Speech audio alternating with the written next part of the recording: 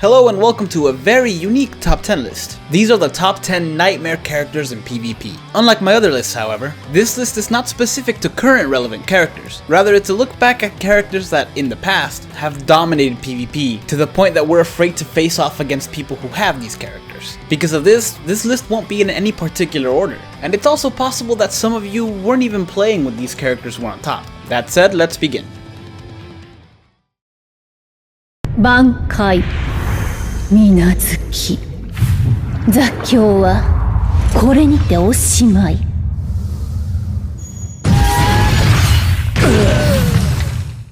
Starting off the list, and to show you that this list is in no particular order, is Yachiru Ahana, who is the most recent nightmare in the game. She not only has a DR link, but also a special that can instantly kill, as well as healer 60%. She also has a healing strong attack too, that in addition to healing the entire team, also does a little bit of damage. Did I mention she also has flurry and poise? Seriously, this character is a tank. And to make things worse, she heals the other tanks on the team. It's no wonder that the top 3 ranks are filled with 99% Unahanas.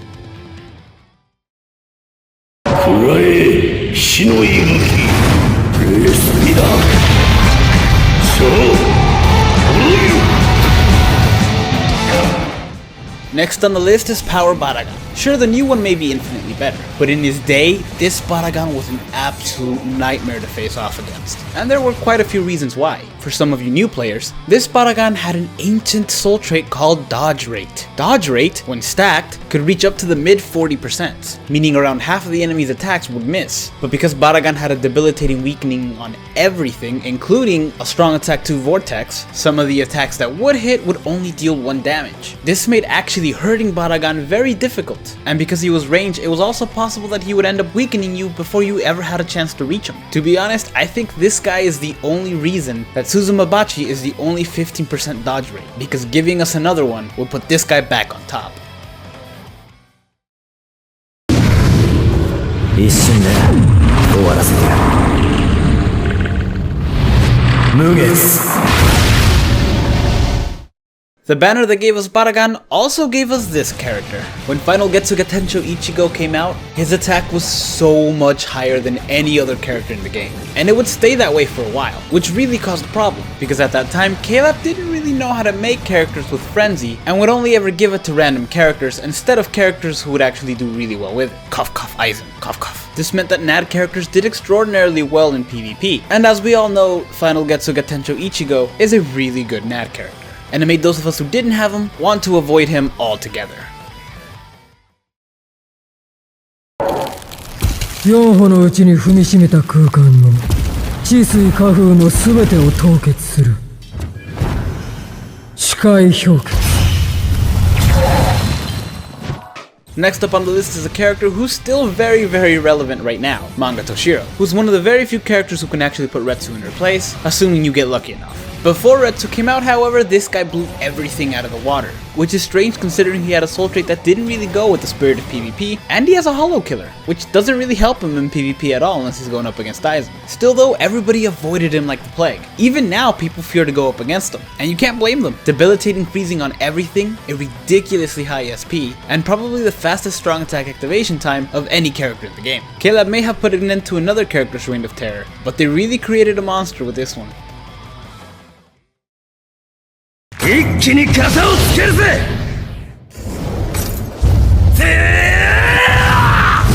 月が天章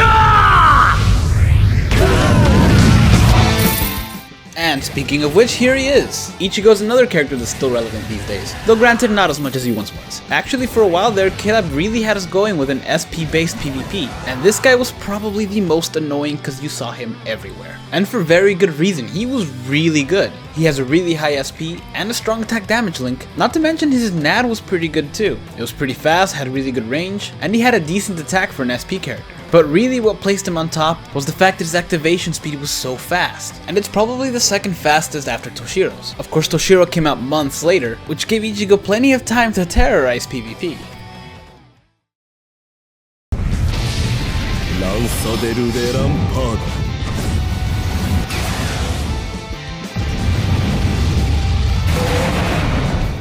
Let's travel back to a much simpler time, shall we? To an era before 6 stars were a thing, and Ukiura was one of the worst things in the world to go up against. You see, nowadays, everybody gets a full screen strong attack. K-Lab's like Oprah with those full screen strong attacks. But back in the day, it was actually very rare. In fact, it was actually rare to have any strong attack with any sort of good range at all. So it's no surprise that when he came out, he pretty much dominated everything. He had a strong attack 3 that can hit all 3 of your opponents in PvP, and a setup for a strong attack 1. So he pretty much got the first hit anyway. It was pretty common knowledge that if you go up against an Ukiura and you don't have one, you were likely not going to win that fight.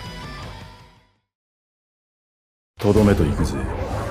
行くぜ、スターク。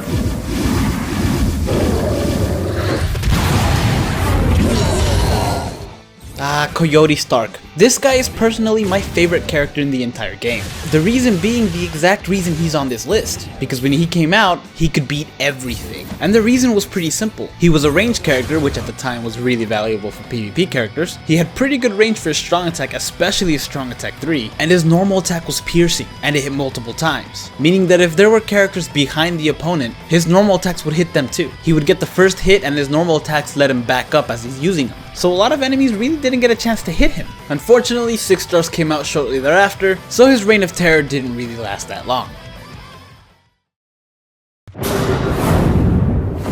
どいつもこいつもトロトロしやがって。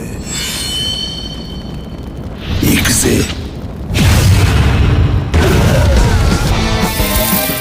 You guys know this next one from the months and months that he was at number 1. And for very good reason. He not only had damage reduction but also poise and flurry. He had a boost strong attack too that boosted him and the entire team. And he has a pretty good defense stat. He was so unstoppable in PvP he picked up the name Broken, which later became canon for the Kenny team. And his reign didn't really stop until recently, only to be picked up again thanks to the healing of the new red suit. It's actually very likely we won't stop seeing this character around for a very long time. 行くぜ、グランレイせろ。さっさと死にやがれ。